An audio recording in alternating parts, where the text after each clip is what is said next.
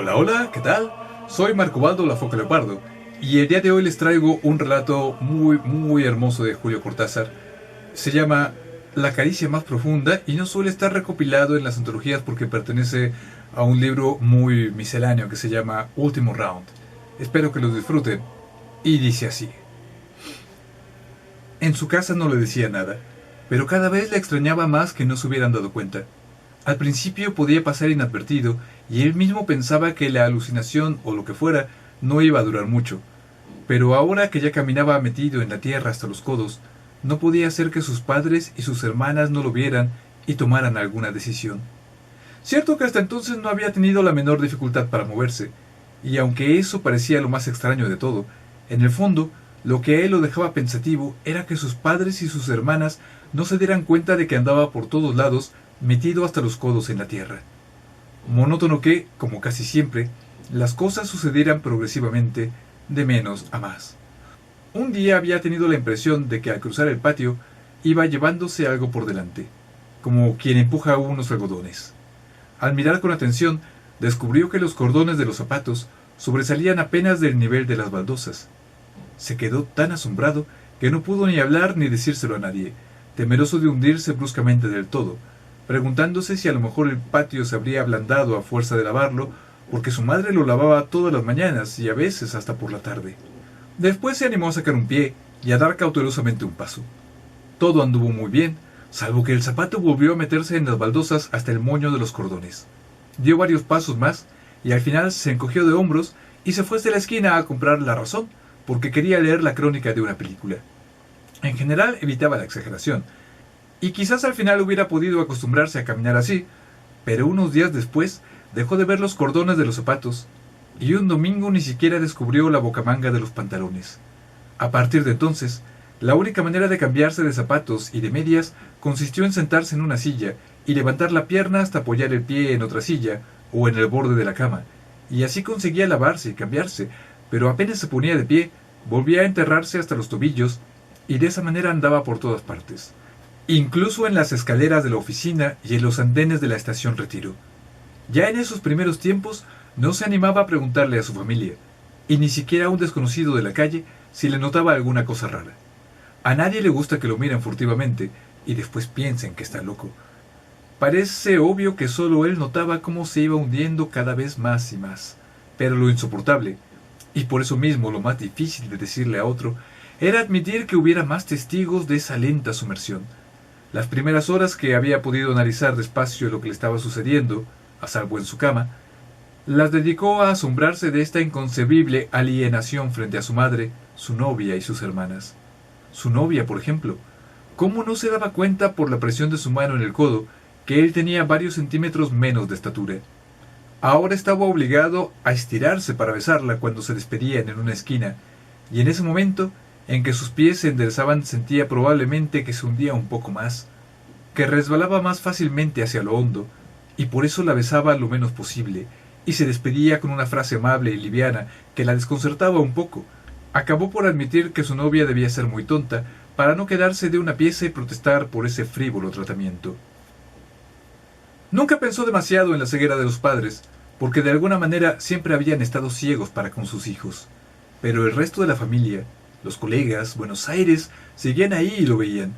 Pensó lógicamente que todo era ilógico. Y la consecuencia rigurosa fue una chapa de bronce en la calle Serrano y un médico que le examinó las piernas y la lengua. Lo xilofonó con su martillito de goma y le hizo una broma sobre unos pelos que tenía en la espalda. En la camilla todo era normal, pero el problema recomenzaba al bajarse. Se lo dijo, se lo repitió, como si condescendiera. El médico se agachó para palparle los tobillos bajo tierra. El piso del parquet debía ser transparente e intangible para él, porque no solo le exploró los tendones y las articulaciones, sino que hasta le hizo cosquillas en el empeine. Era un médico caro, y desde luego empleó concienzudamente una buena media hora antes de darle una receta con calmantes y el concebido consejo de cambiar de aire un tiempo. También le cambió un billete de 10,000 pesos por 6 de 1,000. Después de cosas así, no le quedaba otro camino que seguir aguantándose, ir al trabajo todas las mañanas y estirarse desesperadamente para alcanzar los labios de su novia y el sombrero en la percha de la oficina. 2 semanas más tarde, ya estaba metido en la tierra hasta las rodillas, y una mañana, Al bajarse de la cama, sintió de nuevo como si estuviera empujando suavemente unos algodones, pero ahora los empujaba con las manos, y se dio cuenta de que la tierra le llegaba hasta la mitad de los muslos. Ni siquiera entonces pudo notar nada raro en la cara de sus padres o de sus hermanas.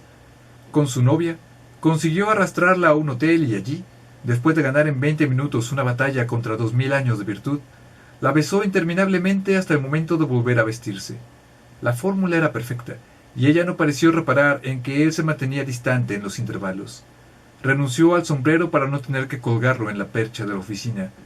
Fue hallando una solución para cada problema, modificándolas a medida que seguía hundiéndose en la tierra, pero cuando le llegó a los codos, sintió que había agotado sus recursos y que de alguna manera sería necesario pedir auxilio a alguien. Llevaba ya una semana en cama fingiendo una gripe. Había conseguido que su madre se ocupara todo el tiempo de él y que sus hermanas le instalaran el televisor a los pies de la cama. El cuarto de baño estaba al lado, pero por las dudas, solo se levantaba cuando no había nadie cerca. Después de esos días en que la cama, balsa de náufragos, lo mantenía enteramente a flote, le hubiera resultado más inconcebible que nunca ver entrar a su padre y que no se diera cuenta que apenas le asomaba el tronco del piso y que para llegar al vaso donde ponían los cepillos de dientes tenía que encaramarse al bidé o al inodoro. Imaginaba de ratos, como en una ilusión infantil, un sistema de camas comunicantes por encima de la tierra de Buenos Aires, sobre las cuales ir saltando a la oficina o con la novia. Al día siguiente se vio obligado a hacer la prueba, porque no podía seguir faltando a la oficina. Desde luego, el único cambio importante lo percibían sus ojos casi al nivel del piso. Descubrió a muy corta distancia una escupidera, unas zapatillas rojas y una pequeña cucaracha que lo observaba con una atención que jamás le habían dedicado sus hermanas o su novia. Lavarse los dientes, afeitarse, fueron operaciones arduas, porque el solo hecho de alcanzar el borde del bidé y trepar a fuerza de brazos lo dejó extenuado. En su casa el desayuno se tomaba colectivamente, pero por suerte su silla tenía 2 barrotes que le sirvieron de apoyo para encaramarse lo más rápidamente posible. De golpe vio muy de cerca los zapatos de su padre, que pasaban rozándole la cabeza y salían al patio. Se refugió debajo de la mesa para evitar las sandalias de una de las hermanas que levantaba el mantel, y trató de serenarse. ¿Se te cayó algo?, le preguntó su madre. Los cigarrillos, dijo él, alejándose lo más posible de las sandalias y las zapatillas que seguían dando vueltas alrededor de la mesa. En el patio había hormigas, hojas de malbón y un pedazo de vidrio que estuvo a punto de cortarle la mejilla. Se volvió rápidamente a su cuarto y se trepó a la cama justo cuando sonaba el teléfono. Era su novia que preguntaba si seguía bien y si se encontrarían esa tarde. Estaba tan perturbado que cuando acordó ya la había citado a las 6 en la esquina de siempre, para ir al cine o al hotel según les pareciera en el momento. Se tapó la cabeza con almohada y se durmió. Ni siquiera él se escuchó llorar en sueños. A las 6 menos cuarto, y aprovechando que no había nadie a la vista, cruzó el patio lo más lejos posible de donde dormía el gato. Cuando estuvo en la calle, le costó hacerse a la idea de que los innumerables pares de zapatos que le pasaban a la altura de los ojos no iban a golpearlo y a pisotearlo. Por supuesto que para los dueños de esos zapatos, él no parecía estar allí donde estaba. Por eso las primeras cuadras fueron un zigzag permanente, un esquive de zapatos de mujer, los más peligrosos por las puntas y los tacones. Después se dio cuenta de que podía caminar sin preocuparse tanto, y llegó a la esquina antes que su novia. Le dolía el cuello de tanto alzar la cabeza para distinguir algo más que los zapatos de los transeúntes. Por suerte conocía bien los diferentes zapatos y sandalias de su novia, porque, entre otras cosas, la había ayudado muchas veces a quitárselos, de modo que cuando vio venir los zapatos verdes, no tuvo más que sonreír y escuchar atentamente lo que fuera ella a decirle, para responder a su vez con la mayor naturalidad posible. Pero su novia no decía nada esa tarde, cosa bien extraña en ella. Los zapatos verdes se habían inmovilizado a medio metro ante sus ojos, y aunque no sabía por qué, tuvo la impresión de que su novia estaba como esperando. En todo caso, el zapato derecho se había movido un poco hacia adentro, mientras que el otro sostenía el peso del cuerpo. «¡Qué calor ha hecho todo el día!», dijo él para abrir la conversación. Su novia no le contestó, y quizá por eso solo en ese momento, mientras esperaba una respuesta trivial como su frase, se dio cuenta del silencio. De golpe, nada. Se quedó paralizado un poco y los zapatos verdes avanzaron levemente y volvieron a inmovilizarse. Las suelas estaban ligeramente gastadas. Su pobre novia tenía un empleo mal pagado. Enternecido, Queriendo hacer algo que le probaba su cariño, rascó con 2 dedos la suela más estropeada, la del zapato izquierdo. Su novia no se movió, como si siguiera esperando absurdamente su llegada.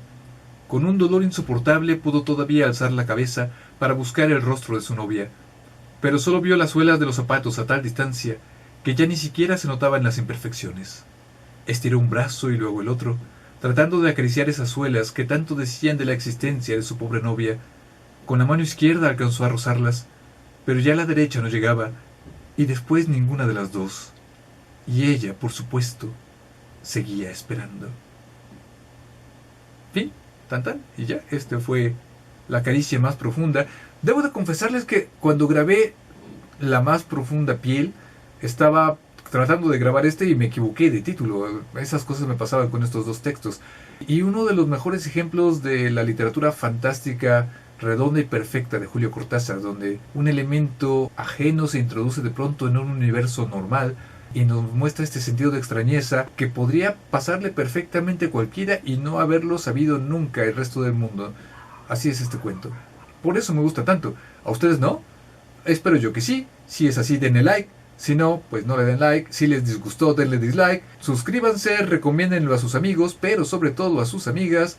Y nos vemos en la siguiente emisión. ¡Hasta la próxima! Bye. Y quizás al final todo hubiera podido acostumbrarse, era él el que hubiera podido. Las dedicó a asombrarse de esta inconcebible alineación. Las dedicó a... alineación, claro. Estaban Messi, Ronaldo, Pelé y Maradona, ¿no? Corte. Las dedicó a asombrarse de esta inconcebible alienación frente a su madre. Con su novia, siguió arrastrándola. Arrastrar a la novia.